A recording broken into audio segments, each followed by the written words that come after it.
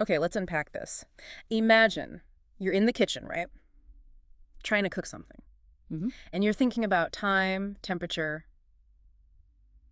maybe even how much energy you're using. Yeah, standard stuff. But what if the same kind of advanced math you might be differentiation, integration, what if that could actually help you figure out the best, most efficient way to cook? It sounds a bit out there, I know. It does. But what's really fascinating is that the source material for this deep dive points right at that connection. Really? Yeah, it explores this idea that calculus, which often feels purely, theoretical, Uh-huh. can be applied, used in a mathematical model to find the optimal cooking time, specifically looking at energy efficiency. Wow. So taking those abstract graphs and equations and applying them to making dinner without wasting power. Exactly. Okay, so our mission here in this deep dive is to really get how these math tools can give you, actual benefits in your own kitchen. It's about seeing that finding this optimal time, it isn't just for perfect food, but it's also about maximizing those energy savings. And the core idea, well, according to the source, it really hinges on understanding how energy gets used during cooking.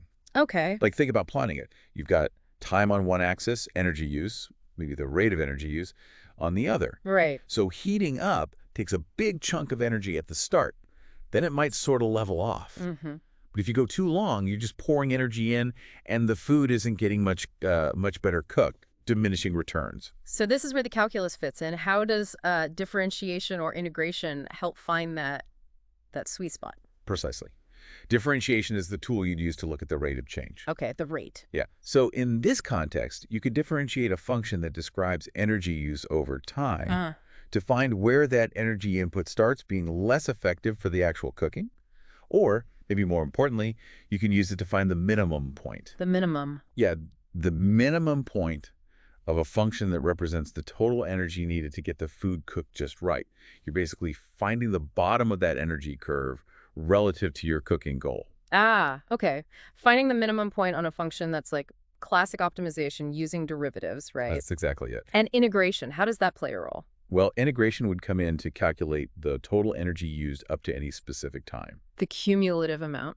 By integrating the rate of energy use over the cooking time, you get the total energy cost.